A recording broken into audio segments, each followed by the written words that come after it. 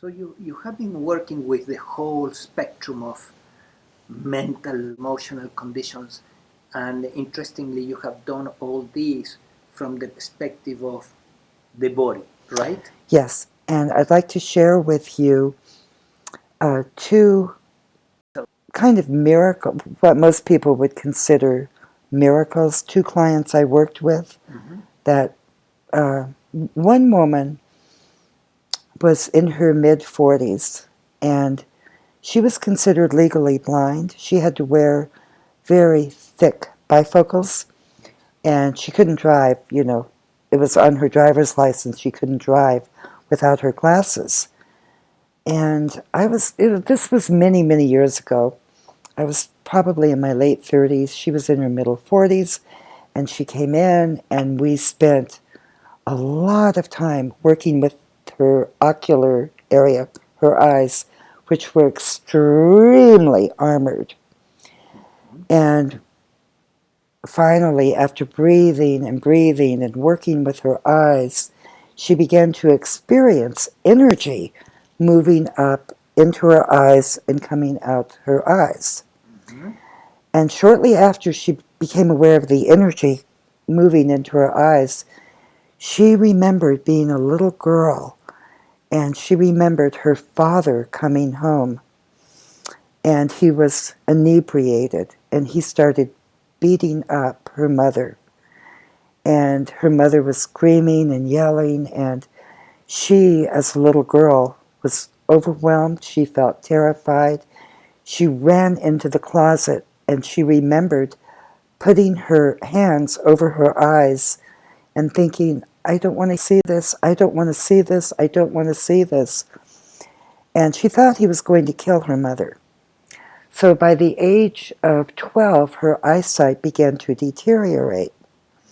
And as she was remembering that experience of being that terrified little girl, helpless, terrified little girl, she was sobbing uncontrollably, crying and crying and crying. She cried for about 2 hours. And then about 3 or 4 months later, she called me, and she was crying. And she said, I'm crying because I'm happy. She said, I just came from DMV. I had to renew my license. And she said, Diane, you're not going to believe it. I passed my eye test without my glasses. She said, my eyes are normal now. Wow. And so that really proved to me how the emotions affect the development and of our physical body as children. My name is Diane Newton, and I've been a Neo Reichian therapist for over 30 years. For over 30 Long years. time. Wow. Yeah. Good. Yeah, and I am semi-retired. I still see a few clients. A few clients. Yeah, but where do you see them? Well, I have an office. I work out of my home. Yeah. Out of your home. Yeah. Where is your home? In Mount Washington, in Los Angeles, California, Yes. USA. Okay. Okay. You are still seeing clients, right? A few. A few. Yeah. Yes. And what has been your experience through the years with Neo Reichian Therapy? Well, for me personally, I went through therapy. I spent about 7 years going through therapy, and it totally and completely changed my life. And I realized the value of this type of therapy, how important it is for individuals that really want to heal and deal with their shadow self, with the deep down, the repressed, feelings that have been there since early childhood. And I actually have studied many, many healing modalities throughout the years, and I have never found a modality as effective as Neo Reichian Therapy in terms of really getting down into the shadow self and bringing all of those feelings and memories up to the surface to be released and healed. Yes, good. And I understand you have a master's degree in... I do, in marriage, family, and child counseling. A master's in psychology Mm-hmm. and a license as a marriage family. Well, I've kind of let my license elapse, but I Right. did have one. Yeah, when I was very actively, Right. Doing this type of work. Today work more as healer. Right. Right. Good. Yeah. Okay. And honestly, yes. can I just say the reason I want to do this video is I feel this type of work is so important, and people are unaware of it, and it's such a shame because the whole world should know about this type of therapy.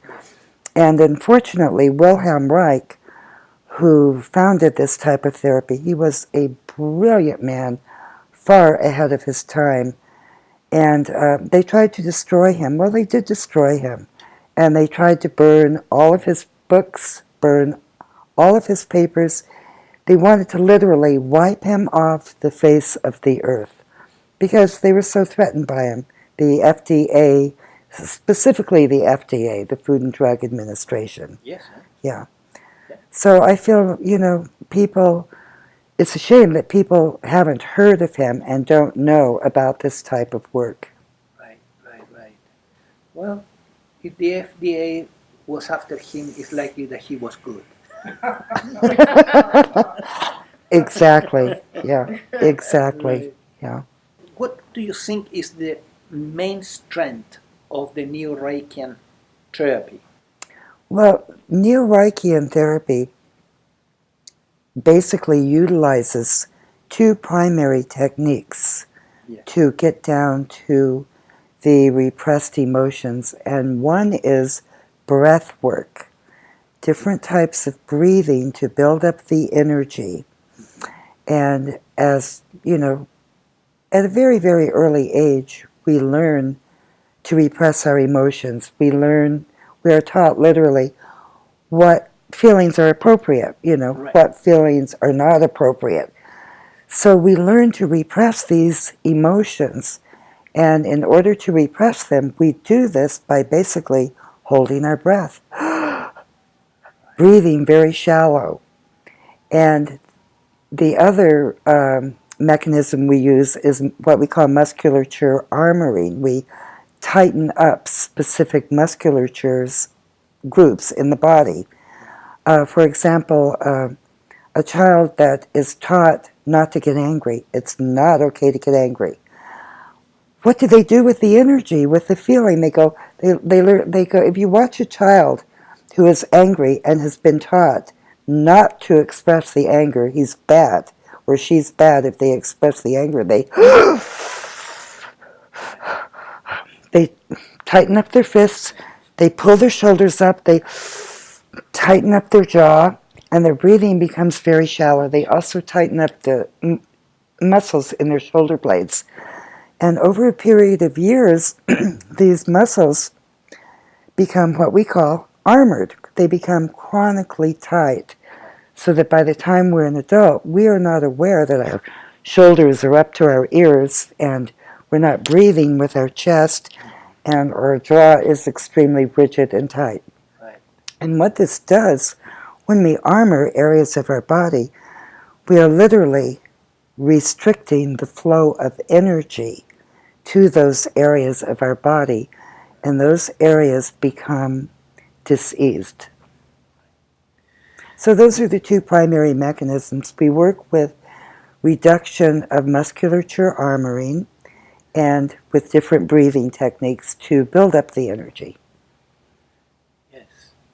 And the individual, as they're breathing, they actually become aware of areas within their body that are armored, that are extremely tight. Right.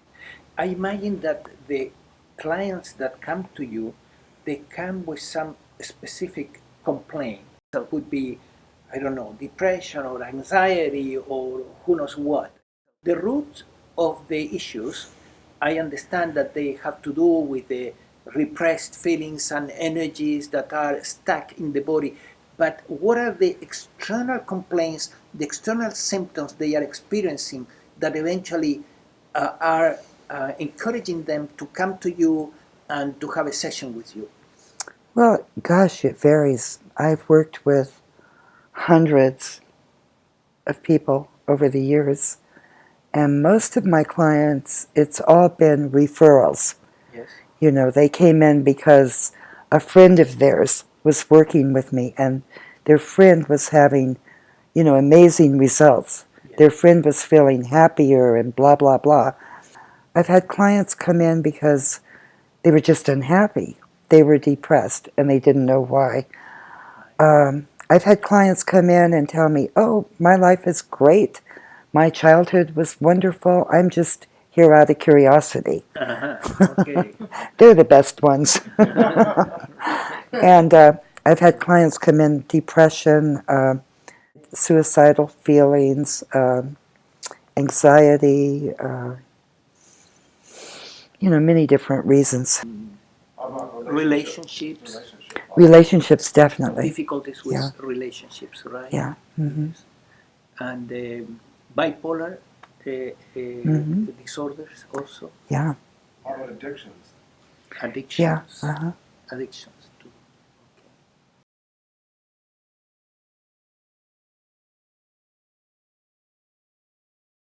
And I had another client. She was a model, beautiful girl, and but she had no breasts. She was totally and completely flat. I mean, literally.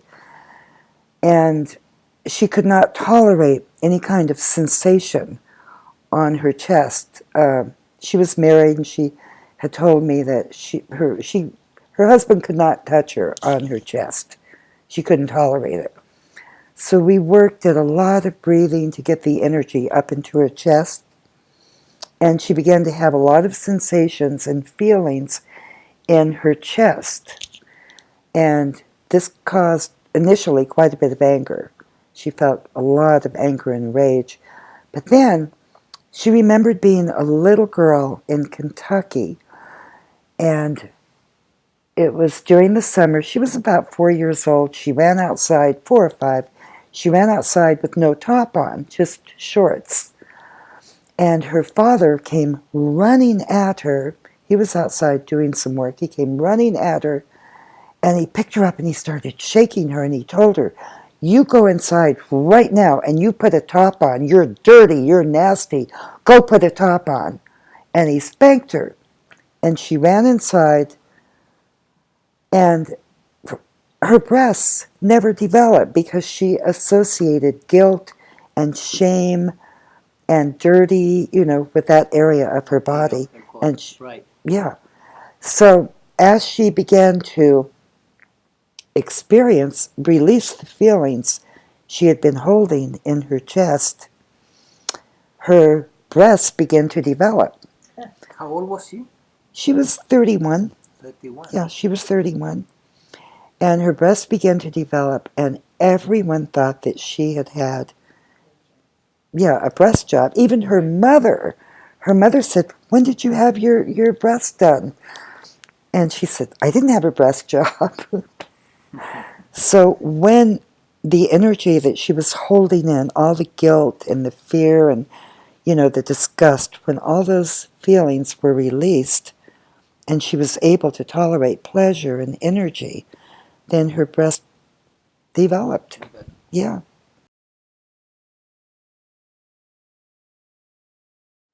Wilhelm Reich was the youngest student that Freud admitted to his psychoanalytic school in Austria. Mm-hmm. And people don't know this, but he and Freud were best friends. Freud considered Reich his son, and they spent many, many hours together. Reich practically lived at Freud's house. And the traditional psychoanalysis, the client would lie down and the doctor would sit, next to the client, and the client would free associate, talk about anything, whatever popped in their mind. So Reich had been working with this one woman, and he noticed every time she started to talk about her past, she would hold her breath, and the muscles in her neck would tighten up. So Reich did the unthinkable, because, the doctor was not supposed to touch the client back then. And I think even today they're not supposed to. But anyway, Reich asked her to breathe, and he reached over and he gently massaged the muscles in her neck. And the woman became hysterical. She started sobbing hysterically, and she remembered all this trauma from her past. So Reich began to put it all together. How we tighten up and hold in emotions. And yeah. So Freud at that time was working on his theory of libido, sexual energy, and Reich was helping him. Well, most of Freud's patients were these very wealthy, elderly Vietnamese women, and they didn't really approve of Freud's libido theory, so Freud kind of shoved it aside. But Reich continued to work on it, and Reich discovered what he called the orgone energy, the libido, but he called it orgone energy. And he believed it was the life energy, what we call qi, the life force, and that it had natural pathways through the body. And he actually did some experimentation with this energy, and he found that organic material absorbed the energy from the atmosphere very, very slowly, absorbed it, whereas inorganic material attracted it very rapidly but instantly repelled it. So he built what he called back then an orgone accumulator, and it was made out of alternating wood, metal, and he took 50 to 100 people that had terminal cancer. Some had 3 months to live, some had 6 months to live, and he put them in the orgone accumulator for varying amounts of time each day, and lo and behold, the majority of them, the cancer went in remission. So he wrote a great big thick book called Cancer Biopathy, in which he detailed all of his experiments so that any doctor could replicate his work. Reich, by the way, wrote over 30 books. And so then one of his books, Character Analysis, was actually required reading for all grad students in psychiatry for many, many years. And character analysis had to do with Neo Reichian work, with the breath work, with the energy, with the armoring. So, Reich, apart from being a great doctor and psychiatrist, he was also a scientist. The man was brilliant. But the traditional Reichian therapy, they believed that the seat of all neuroses was repressed sexual energy, repressed sexuality. And I know that's not true, because when I went through therapy, the seat of my neuroses went back to when I was 3 months old. And my mother was with me for the first 3 months of my life. I was a happy baby. She left me with my grandparents, and all I did was cry. I wouldn't eat, I wouldn't sleep. They had to sit up at nighttime and take turns rocking me. And then finally, after a couple of months, she took me to the doctor and they gave me sleeping medication. But all of my insecurity, my rejection, my abandonment issues, it all came from being 3 months old. Had nothing to do with repressed sexuality. Right. So that's right. We differ on that point. And then the other point, they would start, when they worked with a client, they would start off with the ocular area. And they would just have the client breathe and work with the eyes to get the eye muscles loosened up so the energy could flow out of the eyes. Then they moved down to the oral area, the jaw, and worked with the jaw to get the jaw loosened up. Then the throat, then the chest, and so forth. Did they do that just with breathing or with physical? Oh no, physical, yeah. Physical body work? Physical body work as well as breathing. And when you say they, you are referring to the Neo Reichian. The original Reichian therapists. Reich trained a lot of doctors. Right. And Alexander Lowen, who called his therapy bioenergetics. Yes. Dr. Baker in New York, who called it orgonomy. And that was how they worked. But we don't do it that way because we feel that as the individual breathes and builds up the energy, yes, we become aware of what areas within their body are the most armored. And then we start with those areas. right, We work with where the client is. yes, So if they're having digestive problems and stomach problems, we will work with the abdomen. We'll start off breathing, having them breathe and build up energy in the abdomen and work with the abdomen right, to get that area loosened up. And then we'll work, with the rest of the body. And you also do physical massage or work on them? Yeah. Physical manipulations and different exercises. Yeah. You talk to them and Oh, definitely. draw out their emotions. Sure. Thoughts. We encourage them to release whatever they're feeling. They're feeling sad. We encourage them to accept it and cry. They're feeling angry. We encourage them to express it, to scream, shout, pound, kick, move the energy out of their body.